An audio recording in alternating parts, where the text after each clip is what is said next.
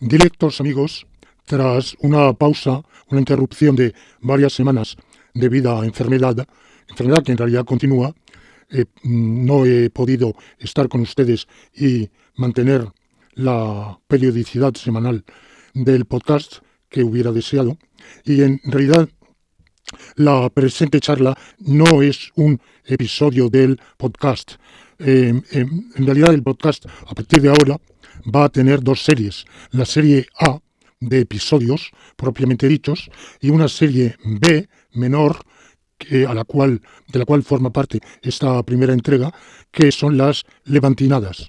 Esta será la primera levantinada.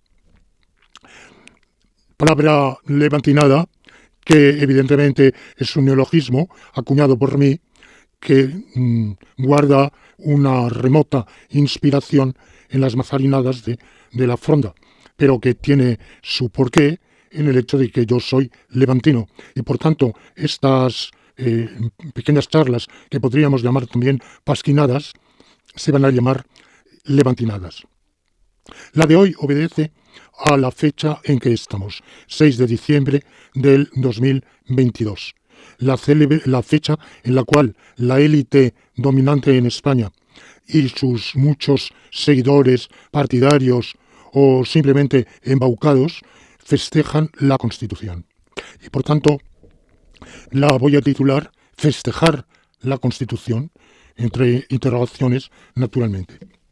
Bueno, pues para saber si vivimos bajo el imperio de una Constitución que valga la pena festejar, lo primero que he de hacer constar es que esta Constitución no es el pacto social entre los españoles, no es el compromiso mutuo que los une y que los vincula recíprocamente por derechos y deberes. Y no lo es por todas las razones que voy a enumerar a continuación. Y de hecho, aunque muchos, sobre todo en la clase política, pero también fuera de ella, exijan a otros el cumplimiento de la Constitución, y aunque todos los empleados y funcionarios públicos estén obligados a jurar, guardar y hacer guardar la Constitución, de hecho, no existe en España ninguna conciencia generalizada entre la gente de que lo que nos vincula unos a otros y determina los deberes legales, jurídicos y los derechos legales que nos vinculan entre nosotros y por tanto aquella norma fundamental de la cual se derivan las pautas de justicia, tal conciencia no existe. Podrán invocar esas frases los políticos en circunstancias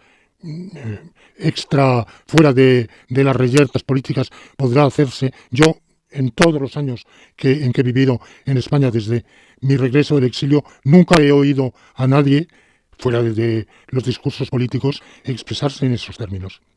Porque de hecho los españoles, ya antes de la Constitución, estaban unidos por una convención implícita, por un convenio implícito, que en buena medida ha continuado, puesto que las alteraciones introducidas en la Constitución han afectado poco, marginalmente, la vida de la gente, las relaciones jurídicas normales, el Código Civil,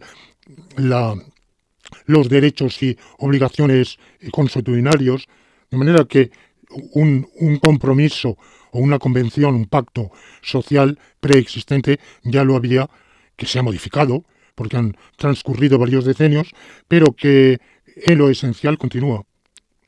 Y por otro lado, porque aunque la mayoría de la población española carece de claridad al respecto, de hecho, son pocos los que pueden invocar títulos de legitimidad.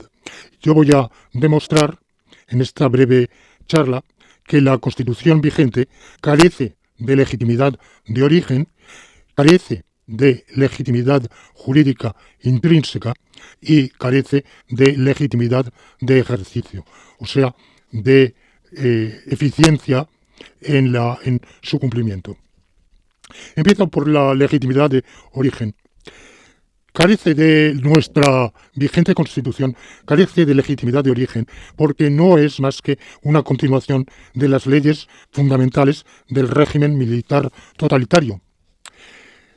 Régimen militar totalitario que no se extinguió el 20 de noviembre de 1975 con el fallecimiento del déspota, sino que continuó precisamente hasta, bueno, se puede discutir si la ley para la reforma política marcó por lo menos un recodo en el camino que modificó sustancialmente ese régimen, o como mínimo abrió resquicios muy importantes, sin duda, y finalmente será la propia promulgación de la Constitución la que pondrá fin a ese régimen, de manera que en el momento en que la Constitución se está elaborando, aprobando, votando y finalmente sancionando y promulgando, yo formulo la siguiente pregunta.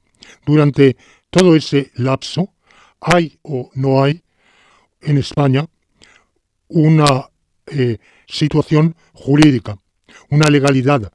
No digo un régimen constitucional, no digo una legalidad constitucional, ni siquiera digo un Estado de Derecho. Pregunto algo más sencillo, si hay una legalidad, un régimen con un derecho vigente, con unas normas jurídicas, o no lo hay.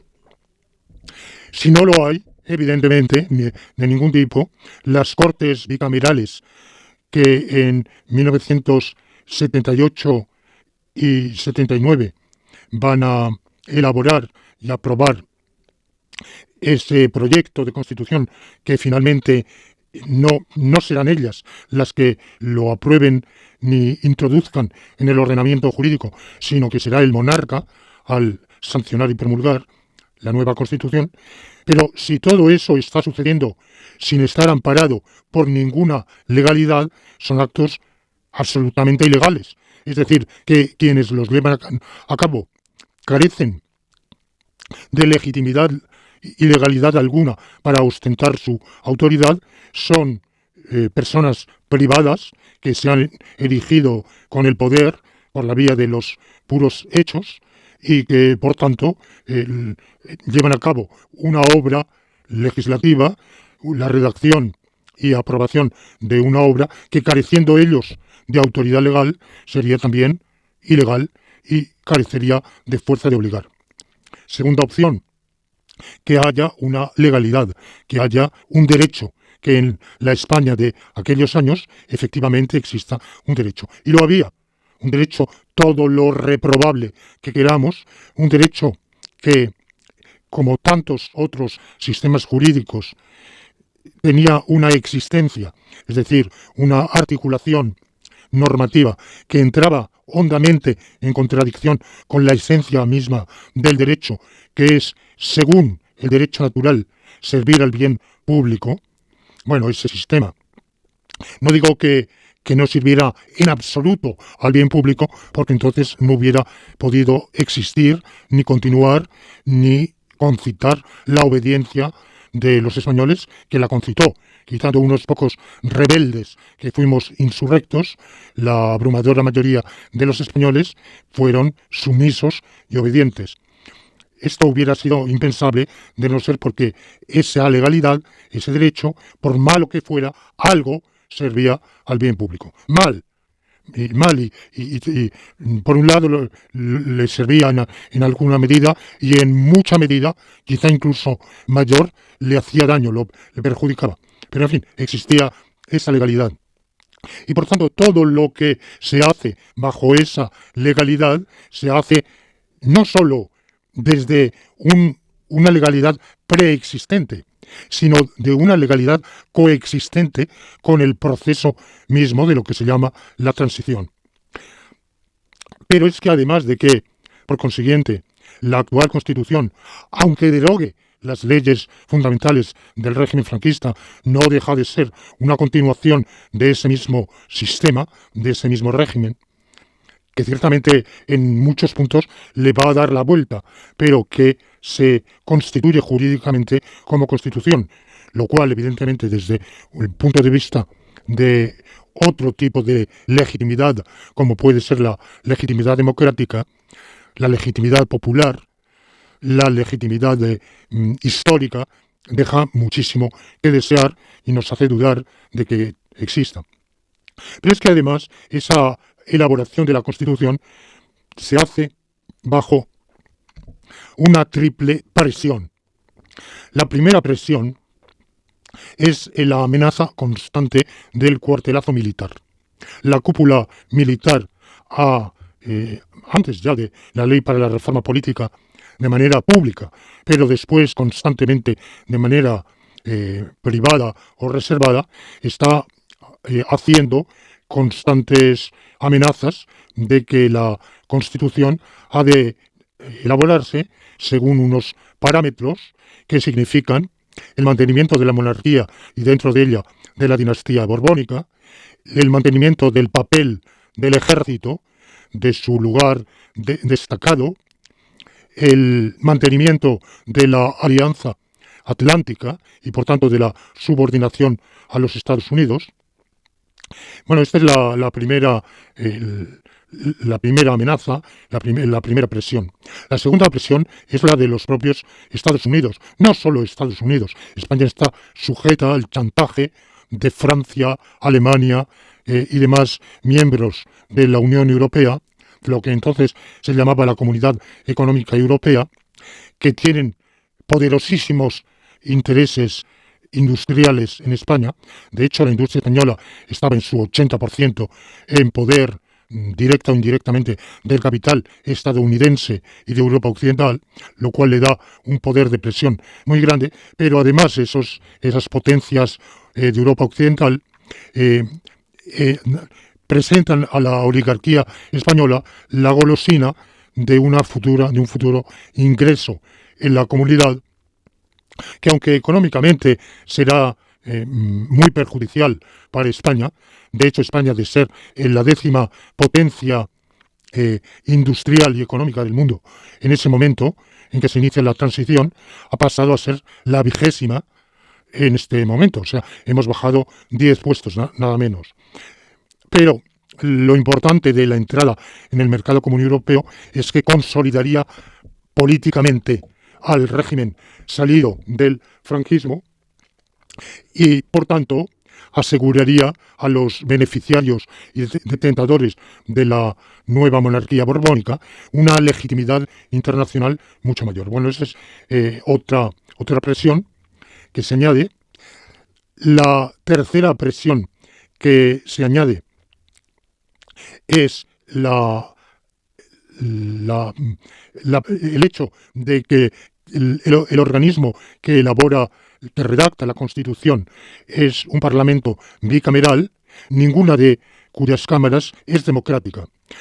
Demostrar que el Congreso no lo era, dada la ley electoral preexistente, que concedía una prima absolutamente exorbitante a las provincias rurales menos desarrolladas, donde había menor conciencia de progreso, de democracia, y donde el cacicazgo falangista y del movimiento tenía más fuerza.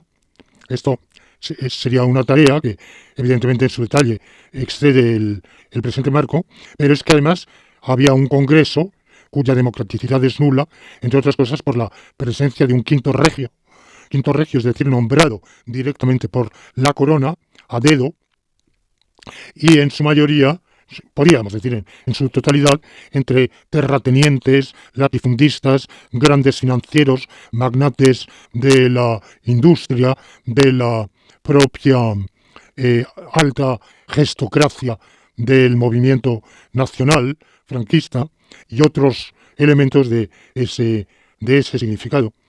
De manera que la Constitución no se elabora libre, no es la opción de un pueblo libre ni de una representación libremente elegida que delibera libremente. Por otro lado, incluso eso que acabo de decir no refleja toda la realidad ni la más cruda realidad, en absoluto.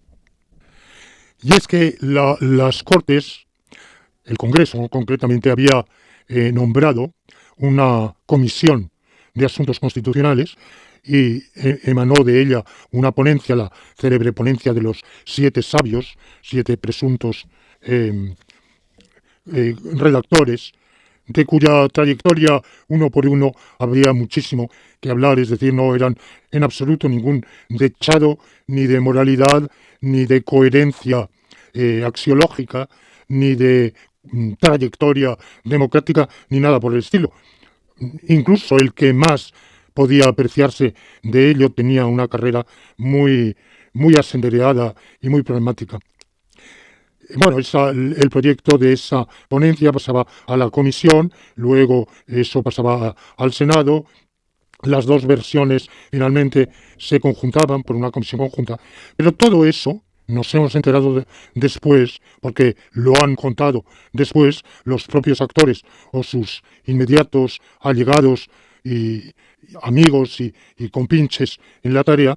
Todo eso en gran medida era teatro, porque la verdadera redacción se elaboraba en unos conciliábulos de 2 o 3 que se reunían vespertinamente en un elegante restaurante de la capital de España y que tachaban, añadían, cambiaban, e incluso después de que, en teoría, definitivamente se habían aprobado una serie de artículos, bueno, pues ese conciliábulo quitaba y ponía. Por tanto, eso ya nos indica que nada en el proceso de elaboración constitucional puede prevalerse de ningún tipo de legitimidad. Pero es que además, he dicho, es una continuación de las leyes fundamentales, pero al mismo tiempo las deroga. Ahora bien, las leyes fundamentales están redactadas de tal manera que la principal de ella, la clave de bóveda, que es la ley de principios del movimiento nacional, es inderogable, intangible e inmutable. O sea que, actuando en el marco de esa legalidad, al mismo tiempo abroga ilegalmente esa legalidad. O sea que la legalidad que le podría venir de ser continuación de esa legalidad previa del régimen, la pierde al abrogar la propia, ese mismo marco. Por otro lado, podríamos decir, bueno, las grandes y avanzadas constituciones que se han establecido en países después de una revolución liberal o democrática, evidentemente eran ilegales desde el punto de vista de la legalidad anterior, pero al menos poseían una virtud que era ser expresión de una voluntad general debatidas libremente por una asamblea que emanara de las ansias de las masas populares. Bueno, así fue con la Revolución Francesa de 1789, con la Constitución Española de 1812, nuestra primera Constitución, con la de 1869, después de la gloriosa Revolución antiborbónica, y finalmente con la de 1931. Pero esas condiciones no se daban en 1978. Bueno, vamos a ver, se puede decir, bueno, todo eso está muy bien, pero el pueblo español la aprobó en un plebiscito, justamente el 6 de diciembre del año 1978. Sí, pero vamos a tener en cuenta unos factores que siempre se olvidan. Primero, ¿quiénes formaban parte del cuerpo electoral? En esas fechas existíamos millones de españoles que vivíamos fuera de España. Unos eran, la mayoría, emigrantes económicos y otros, la minoría, éramos exiliados políticos, que no podíamos volver a España porque incluso la amnistía que teóricamente beneficiaba a todos, bueno, pues en realidad no beneficiaba a todos. A un servidor de ustedes no le beneficiaba. Beneficiaba condicionalmente si se sometía a unas condiciones política e ideológicamente inaceptables. Bueno, eso es una limitación considerable. El plebiscito hubiera podido tener un cuerpo electoral que abarcara a todos los adultos con nacionalidad española, y no fue así. Pero por otro lado, el cuerpo electoral que se admitió, el que vivía en España, no hay que olvidar que no aprobó la Constitución como se suele creer por práctica unanimidad. porque el porcentaje del cuerpo electoral que dijo sí fue el 59%, no llegó al 60%. Es decir, fue bastante menos de los 2/3. Es cierto que de los que no dijeron sí, la mayoría no dijeron tampoco no, se abstuvieron. Hubo algunos que votaron blanco o nulo, pero, pero el hecho es ese, es que no llegaron a los 3/5 de los electores los que dijeron sí a la Constitución. Y hay otro factor importantísimo que se suele desconocer, y es que cuando se presenta la Constitución a la aprobación popular, lo que se le ofrece, en los siguientes términos. Estos son lentejas. Si las quieres las tomas y si no las dejas. Bueno, ¿y qué pasa si las dejan?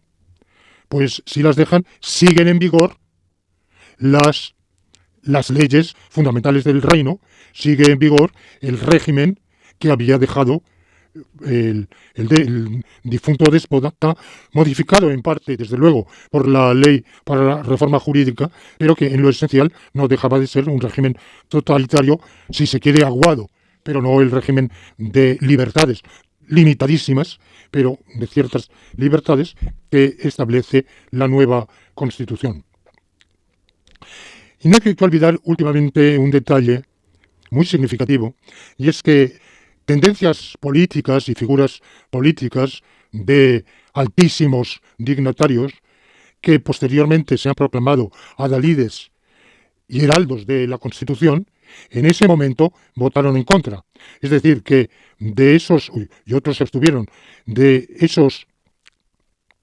ese porcentaje del 30 de más del 30% que se abstuvo o votó no, una parte significativa estaba formada por algunos por los propios congresistas que habían participado en la elaboración de la Constitución, pero en todos esos cabildeos, en esas conchabanzas, en esos regateos, en esos chanchullos a que tuvieron que someterse unos y otros para ponerse de acuerdo, bueno, pues el compromiso no les gustó a todos y por eso altos dignatarios que venían del régimen anterior rehusaron decir sí a una Constitución que después, una vez aprobada, la han presentado como un motivo de orgullo y se han presentado a sí mismos como los grandes valedores de la Constitución.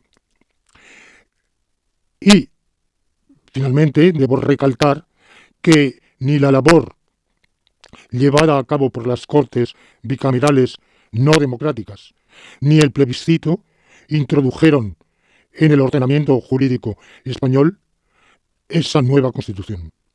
Esa nueva Constitución fue introducida en el ordenamiento jurídico español no el 6 de diciembre de 1978, sino el 27 de diciembre de 1978, cuando ante las Cortes, sin votación de las Cortes, o sea, en presencia de las Cortes, pero sin que éstas tuvieran derecho alguno a dar un último voto de ratificación, de confirmación, quien va a hacer el doble acto de sanción y promulgación es el monarca.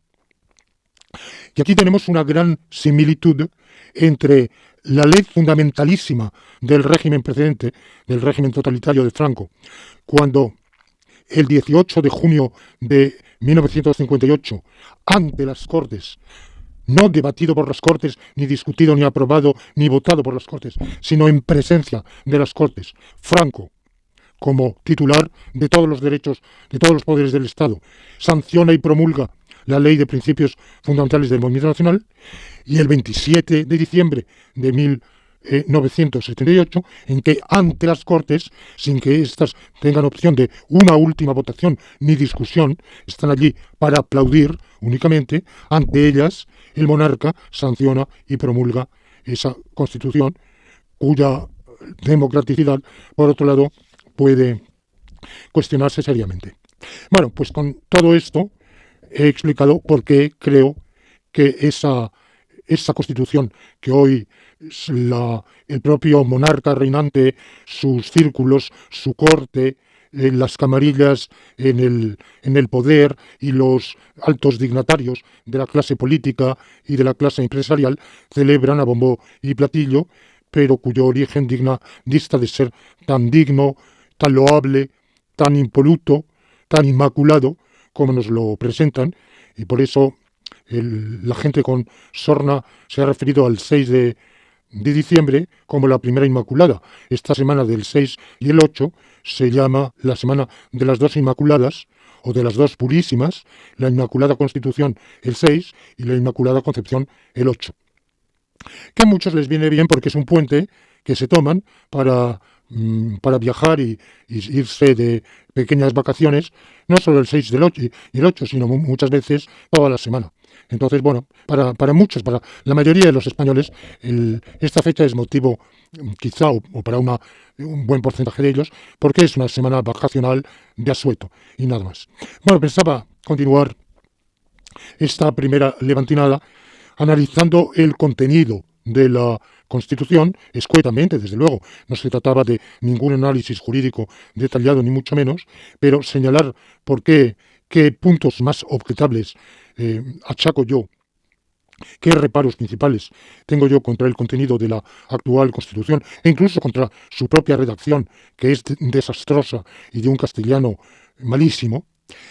Y luego, finalmente, quería haber hablado de la aplicación de la Constitución, de su cumplimiento o incumplimiento y de lo mejor o peor que ha resultado la vida, la prosperidad, la calidad y cantidad de vida de los españoles gracias a la Constitución.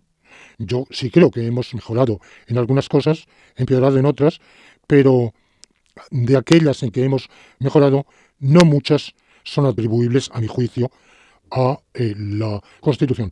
Bueno, pues esto que pensaba haberlo subsumido en esta primera levantinada quedará para la segunda, y termino diciendo que estas son mis opiniones que gustosamente someto a otras mejor fundadas.